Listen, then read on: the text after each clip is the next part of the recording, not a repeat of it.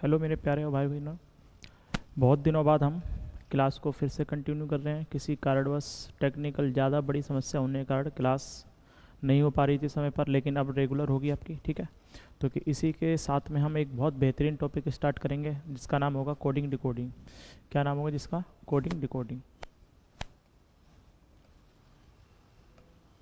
Coding and decoding. Coding and decoding.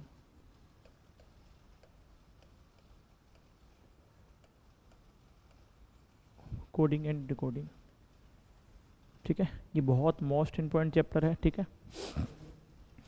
इसी के साथ साथ अब हम इसमें जानेंगे कि इसमें टोटल कितने टाइप होते हैं। पहले हम ये जानेंगे इसमें टोटल कितने टाइप होते हैं। टाइप्स, इसमें टाइप जानेंगे। तो इसमें आपके कितने टाइप्स होते हैं, ध्यान दें, ठीक है। पहला टाइप बनता है इसमें लेटर।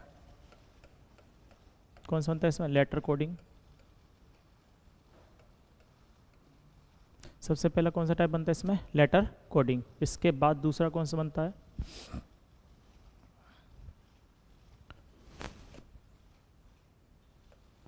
टाइप नंबर 2, ये बनता है आपका इसमें नंबर कोडिंग। नंबर कोडिंग, ठीक है। दूसरा टाइप कौन सा बनता है इसमें? आपका नंबर कोडिंग। इसके बाद आएगा इसमें तीसरा जो बनता है इसमें आपका वर्ड कोडिंग बनता है। कौन सा बनता है? Word coding. टाइप नंबर 3, ये इसमें आपका वर्ड कोडिंग बनेगा। वर्ड कोडिंग, ठीक है। और इसमें जो आपका टाइप नंबर 4 बनेगा वो बनेगा आपका सेंटेंस कोडिंग। कौन सा बनेगा? Sentence coding. टाइप नंबर 4,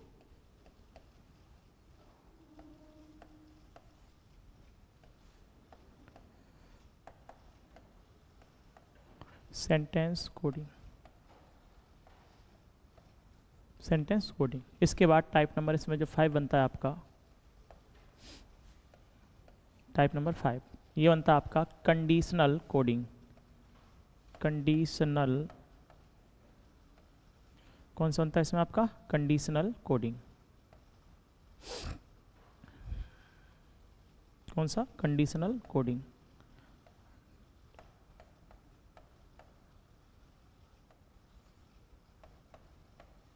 और इसके बाद जो आपका अगला टाइप बनता है, टाइप नंबर 6, वो है आपका मैट्रिक्स कोडिंग। कौन सा आपका? Matrix coding.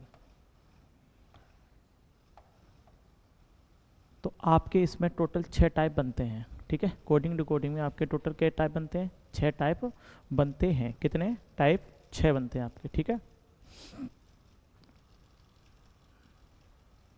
देख लेंगे आप अच्छी तरह कौन से 6 टाइप हैं आपके। पहला ये है आपका, ठीक है।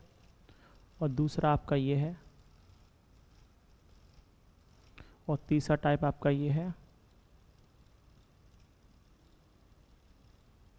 तीसरा टाइप आपका कौन सा? ये वर्ड कोडिंग। इसके बाद अगला टाइप है आपका सेंटेंस कोडिंग। इसके बाद है आपका कौन सा? कंडीशनल कोडिंग, ठीक है। और जो आपका लास्ट है वो आपका मैट्रिक्स कोडिंग। तो कुल आपके इतने टाइप होते हैं इसमें, ठीक है। आशा करता हूँ कि आप ये बात समझ पा रहे होंगे अगर, ठीक है। और ये सभी सबके सब टाइप, मतलब टोटल के टाइप है इसमें आपके? 6 टाइप। टोटल टाइप कितने हैं आपके इसमें? 6 टाइप हैं। 1 2 3 4 5 6। तो टोटल टाइप्स कितने हो गए इसमें? 6। तो जो टोटल 6 टाइप हैं ये सभी एग्जाम में नहीं आते, एग्जाम के हिसाब में आते हैं। लेकिन इसमें टोटल संभव जो टाइप हैं वो आपके क्या बन जाते हैं? संभव टाइप आपके बन जाते हैं इसमें टोटल कितने? तो आप कहेंगे 6 बन जाते हैं। और 6 जो 6 के 6 टाइप हैं वो सभी एग्जाम में नहीं आते, एग्जाम के हिसाब से आते हैं। अगर मैं इनमें से पॉपुलर, जो सबसे मोस्ट पॉपुलर टाइप होंगे, जो सबसे मोस्ट पॉपुलर होंगे वो आपके ये होंगे। एक तो ये है आपका मोस्ट इम्पोर्टेंट टाइप है, ठीक है। एक आपका ये वाला मोस्ट इम्पोर्टेंट टाइप है। और एक आपका ये, ठीक है। ये टाइप सबसे मोस्ट इम्पोर्टेंट है सभी एग्जाम में। ऐसा कोई एग्जाम नहीं जिसमें ये ना है। बाकी के ये ऑप्शनल है। बाकी के ये क्या है? ऑप्शनल है। ये आ भी सकते हैं और नहीं भी आ सकते हैं, ठीक है। तो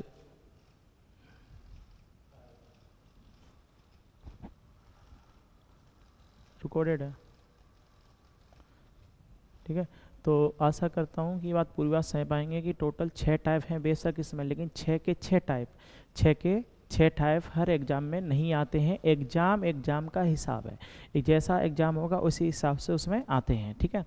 अगर मैं आपकी बात करूं एसएससी में, तो आपकी एसएससी के एग्ज़ाम में जो सबसे फेवरेट टाइप है वो आपके हैं ये वाला फर्स्ट लेटर कोडिंग, उसके बाद कौन सा आपका नंबर कोडिंग, उसके बाद कौन सा है सेंटेंस कोडिंग। ये आपके टाइप है जो मोस्ट पॉपुलर है फॉर एसएससी एग्ज़ाम के। अब रेलवे पे आ जाए, रेलवे में आ जाए तो उसमें रेलवे में ये वाला टाइप और बढ़ जाता है। कौन सा बढ़ जाता है आपका कंडीशनल कोडिंग, कौन सा बढ़ जाता है कंडीशनल कोडिंग, ठीक है। और थोड़ा सा और आगे टाइप पर आ जाए और एग्जाम पर आ जाए तो उसमें बढ़ जाता है वर्ड कोडिंग। ये तो बहुत पहले आता था मैट्रिक्स कोडिंग, लेकिन अब ये लुप्त सा हो गया। जिस प्रकार डायनासोर विलुप्त हो गए ना, उसी प्रकार ये टाइप भी आपका विलुप्त ही हो गया है, ठीक है। पर अचानक आ सकता है कभी, लेकिन वैसे तो नहीं आ रहा, अभी तक नहीं आया, ठीक है। तो कहने का मतलब ये हो गया कि एसएससी मतलब कहने मतलब एग्जाम का हिसाब है कि कौन से एग्जाम में कौन सा टाइप पूछा था। लेकिन जो संभव टाइप हैं, जो पॉसिबल टाइप है, उसमें आपके टोटल 6 बनते हैं, ठीक है। और जो इसमें जो मतलब बड़ा टाइप है, मतलब हमें ज़्यादा लेंथी पढ़ना पड़ेगा, उसमें जो ये आपका बड़ा टाइप है, इसमें थोड़ा सा ज़्यादा दिन पढ़ना पड़ता है हमें। और ये दोनों टाइप थोड़े बड़े बड़े हैं, मतलब बड़े बड़े का मतलब दो दिन ये टाइप ही अकेले ले जाते हैं, बाकी के टाइप इसमें बड़े छोटे छोटे हैं। अब एक काम की बात मेरी राय और आपके लिए फ़ायदेमंद की बात, जब भी आप कोडिंग डिकोडिंग का चैप्टर पढ़ें, विशेष तौर पर ध्यान दें, जब भी आप कोडिंग डिकोडिंग का चैप्टर पढ़ें, कोडिंग डिकोडिंग का चैप्टर पढ़ें, तो उसके तुरंत बाद आपको कौन सा चैप्टर पढ़ना चाहिए, ये मेरी एक राय है और बहुत अच्छी राय है, इस बात का ध्यान रखें। इसके तुरंत बाद अगर आपको चैप्टर कोई पढ़ना है, इसके तुरंत बाद अगर आपको कोई चैप्टर पढ़ना है तो उस चैप्टर को पढ़ना चाहिए। क्या नाम है उसका नाम है आपका एनालॉजी वाला चैप्टर। कौन सा? एनालॉजी वाला चैप्टर पढ़ना चाहिए। ध्यान रहे विशेष तौर पर ध्यान रखें आप कि क्या होना चाहिए, ऐसा ही होना चाहिए जैसा मैं बता रहा हूँ। और इसके तुरंत बाद अगर आप कोई चैप्टर पढ़े तो उस चैप्टर का नाम होना चाहिए ओड वन आउट, ठीक है। कौन सा होना चाहिए? ओड वन आउट होना चाहिए। इस बात का विशेष तौर पर ध्यान देना है आपको। ऐसा क्यों है? अगर मैं आपको बताऊँ यहाँ पर मैं अगर आपको थोड़ा सा और बताने की कोशिश करूँ कि आप ऐसा मान लीजिए ये चैप्टर रीजनिंग का दादा है, तो ये समझ लीजिए एनालॉजी पिता है, और ये समझ लीजिए इसका ये पुत्र है। इस तरीका का इनका नाता है, ठीक है। कहने का मतलब ये है जो कुछ आप पढ़ेंगे, जो भी लॉजिक पढ़ेंगे आप, जो भी लॉजिक कोडिंग डिकोडिंग पढ़ेंगे, वो लॉजिक यहाँ जाके लगते हैं, ठीक है। और जो कुछ आपने एनालॉजी में सीखा होगा वो यहाँ लगेगा, और इसके साथ साथ कोडिंग डिकोडिंग का भी आइडिया यहाँ लगेगा। तो इसलिए इस बात का विशेष तौर पर ध्यान रखें, कोडिंग डिकोडिंग के तुरंत बाद आपको एनालॉजी वाला ही चैप्टर पढ़ना है, रिवीजन करना है या फिर पढ़ना है। नहीं पढ़ा कोई तो बात अलग है, लेकिन रिवीजन आपको करना है जब भी, तो कोडिंग डिकोडिंग के तुरंत बाद एनालॉजी ही करनी है, और एनालॉजी के तुरंत बाद आपको ओड वन आउट ही करना, जिसे कहते हैं क्लासिफिकेशन अलग छांटना, ठीक है। विशेष तौर पर मैं आपको इंडिकेशन कर रहा हूँ, अगर आपने ये चैप्टर तैयार कर ली इतने, तो अगर मान लीजिए आपके एग्जाम में, मान लीजिए फॉर एग्जाम्पल है, ठीक है, अगर आपके एग्जाम में 25 क्वेश्चन आते हैं, तो समझ लीजिए इसी से आपके 8 से 10 क्वेश्चन तो इसी से बनते हैं आपके, ठीक है। 8 से 10 क्वेश्चन तो इसी से ही बन जाते हैं। इसका 3 आ गए, इसके 2 आ गए, इसके 4 आ गए, ऐसे करके। तो आप विशेष ये एग्जाम्पल है, 25 क्वेश्चनों के हिसाब से मैं आपको एग्जाम्पल दे रहा हूँ। 50 होंगे तो 50 के हिसाब से कुछ और आ जाएगा, ठीक है। ये वाली बात ध्यान रखनी है आपको विशेष तौर पर, ठीक है, कि अगर कोडिंग डिकोडिंग दादा है तो एनालॉजी इसके पिता हैं और ओड वन आउट इसके पुत्र हैं। तो इस तरीके का अगर आप रिवीजन करते हैं तो फाइनली आप बहुत जल्दी चीज़ों को पकड़ पाएंगे, समझ पाएंगे और याद भी रख पाएंगे, ठीक है। ऐसी हमारी सीरीज का भी कुछ चक्कर होता है, जब सीरीज पढ़ाएंगे तो उसमें ही बता देंगे किस चैप्टर के बाद किस चैप्टर को पढ़ना ही फ़ायदेमंद है। हानिकारक नहीं है, बस अलग अलग पढ़ लोगे, लेकिन ज़्यादा फ़ायदा किस में होगा उसके अनुसार, ठीक है। तो ये वाली बात मेरी विशेष तौर पर आप ध्यान रखेंगे कि अगर ये चैप्टर दादा है तो ये पता है पुत्र, तो इस तरीके से आप रीजन करते हैं तो आप रीजनिंग बहुत अच्छा स्कोर कर पाएंगे, और आप ये समझ पाएंगे कि हमें ज़्यादा मेहनत नहीं करनी, सब वही चीज़ें बस घुमा फिरा कर हमसे पूछी जाती हैं, ठीक है। और दूसरी बात, अगर कोडिंग डिकोडिंग पढ़ रहे हैं या फिर आप कोडिंग कोडिंग पढ़ रहे हैं या फिर आप एनालॉजी पढ़ रहे हैं या फिर ऑड बनाउट, कुछ भी पढ़ लीजिए इनमें से, जब तक आपको लेटर की प्लेस वैल्यू का मतलब उनका स्थान, जैसे कि मैं आपसे बात करूं, मैं आपसे पूछ लेता हूं मान लो पी कितने नंबर पे आता है, तो आपको तुरंत पता होना चाहिए सर ये 16 नंबर पे आता है। फॉर एग्जांपल मैं पूछ लूँ सर डब्ल्यू कितने पे आता है, तो आपको तुरंत पता होना चाहिए 23 नंबर पे आता है। अगर मैं आपसे पूछ लूँ क्यू क्या नंबर पे आता है, तो आपको पता होना चाहिए 17 नंबर पे आता है। तो कहने का मतलब आपको हर लेटर की प्लेस वैल्यू बहुत बहुत अच्छी तरह याद होनी चाहिए। अगर आज के युग में अगर आपको ये याद नहीं है तो यूँ समझ लो आप अपने मान को पहले से ही पीछे करके चल लें। आप इस एग्ज़ाम की रेस में पहले ही अपने आप को पीछे कर लें कि जब अगर आपको याद नहीं है तो अपने दिमाग में चाहे कितना भी तुमसे कोई कह दे कि हो जाएगा, पर वो भ्रम में है। आपको इस कलयुग में या इस युग में, कुछ भी मान लीजिए आप कलयुग में या फिर आप इस युग में, जब तक आप इनकी प्लेस वैल्यू को याद ना कर लें तब तक आपका कुछ नहीं हो सकता है। और इसके साथ साथ प्लेस वैल्यू याद कर लेनी है। क्या याद कर लेनी है? 26 ही तो लेटर होते हैं आपके, 26 लेटर की क्या याद कर लेनी है आपको? Place value. प्लेस वैल्यू का मतलब होता है स्थानीय मान, प्लेस वैल्यू का मतलब होता है स्थानीय मान, मतलब कौन सा लेटर कौन से स्थान पर आता है। तो ऐसे करके आपको ये याद कर लेना है, याद कर ही लेने हैं। अगर आपसे कोई कह रहा है कि हो जाएंगे याद, नहीं, याद कर लेने ही, 3-4 बार आप अगर उन्हें रिवाइज करते हैं तो आपको याद हो जाएंगे, ठीक है। और इसके साथ साथ आपको इसके साथ साथ क्या याद करके रखना, करके ही रखना है, ध्यान रखें। इसके बाद जो 13 लेटर का जो विपरीत जोड़ा होता है, 13 लेटर के विपरीत जोड़े जो होते हैं, कौन से? विपरीत जोड़े जो होते हैं, विपरीत जोड़े। विपरीत जोड़े का मतलब हो गया अपोजिट पेयर, अपोजिट पेयर होते हैं। जैसे अगर मैं आपसे बात करूं, ए का क्या अपोजिट होता है? जेड। जैसे इधर से कौन सा आता है पहला लेटर? ए, और इधर से कौन सा आता है? जेड। तो क्या होगा ये ए जेड आज।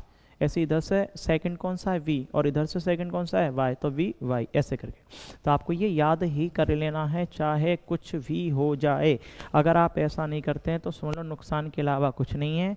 बस आप क्वेश्चन सॉल्व करना ही सीख जाएंगे लेकिन अच्छा परफॉर्मेंस नहीं कर पाएंगे, मतलब नहीं कर पाएंगे, ठीक है। बेशक आपको कोई भी कुछ भी कहता रहे कि हाँ आप क्वेश्चन आने लगे अब हो जाएगा, कुछ नहीं होगा जब तक आप इसे बहुत अच्छी तरह ना कर लें। तो विपरीत जोड़ी का मतलब मेरा समझ लीजिए, जैसे मैंने लिखा ये हो गया ए, तो इधर सा हो जाएगा जेड। तो ये एक दूसरे के अपोजिट पेयर कहलाते हैं, विपरीत जोड़े कहलाते हैं। ए का विपरीत जेड और जेड का विपरीत क्या होता है? ए होता है, ठीक है। इसी प्रकार अगर मैं एक दो और लिखता हूं, जैसे मैंने लिखा बी वाई, क्या लिखा? बी वाई, तो ये बी वाई, तो वी वाई भी आपस में विपरीत जोड़े ही कहलाते हैं। बी के विपरीत बाई हो जाता है और बाई के विपरीत क्या हो जाता है? बी हो जाता है। इसी प्रकार बहुत सा 13 लेटर के ग्रुप बनने हैं, ठीक है, क्योंकि 26 होते हैं, एक इधर से आएगा मिलने, एक उधर से आएगा, तो ऐसे कर करके वो 13 ही रह जाते हैं।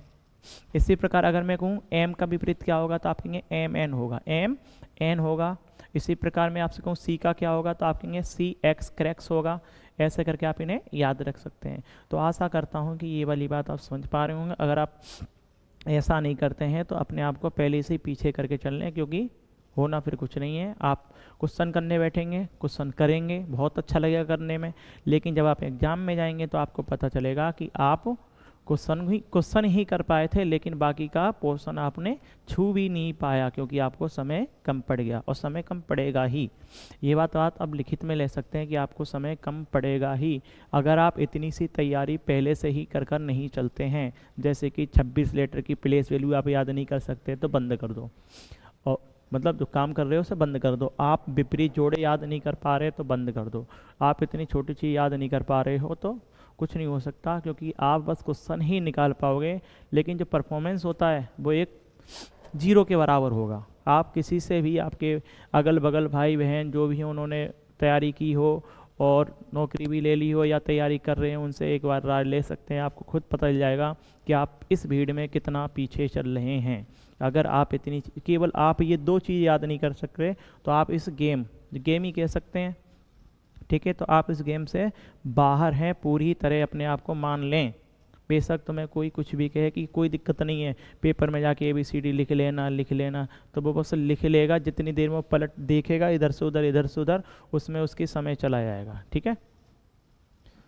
तो आप समझ सकते हैं कि कोडिंग डिकोडिंग में हमने आपको क्या क्या बताया, ज़्यादा कुछ नहीं बताया। पहले तो आपको ये पता होना चाहिए इसमें टाइप होते कितने हैं।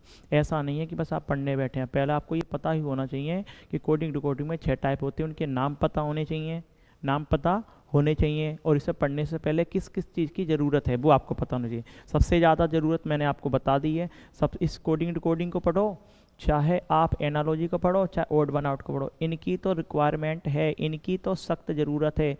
इतना तो आपको पता ही होना चाहिए, आप इसे याद कर लें, ठीक है। और ये वाली बात मेरी कभी भूल मत आना कि पहले ये पढ़ना है, फिर ये पढ़ना है, फिर ये पढ़ना है। आप किसी चैप्टर को ऐसे ना पढ़ें। पढ़ भी लिया है तो कोई टेंशन भी ना लें। आप क्या करें, जब आप रिवीजन करने बैठे तो इस क्रम में रिवीजन करें, ठीक है। तो यहाँ तक किसी को बात दिक्कत हो तो आप कमेंट करके हमें बता सकते हैं, और हम इसी क्रम में ही इस चैप्टर को पढ़ेंगे, ठीक है।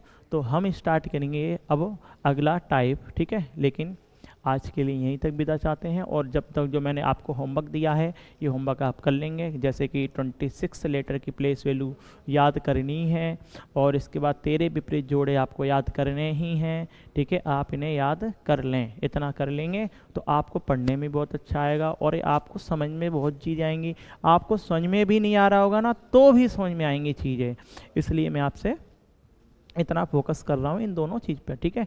तो हम स्टार्ट करेंगे कल से ये टाइप। आज के लिए यहीं तक क्षमा चाहते हैं, जितना हो पाया है इतना, ठीक है। लेकिन रेगुलर क्लास चलेगी, आप टेंशन मत लें, और इसी क्रम में आप करते रहें।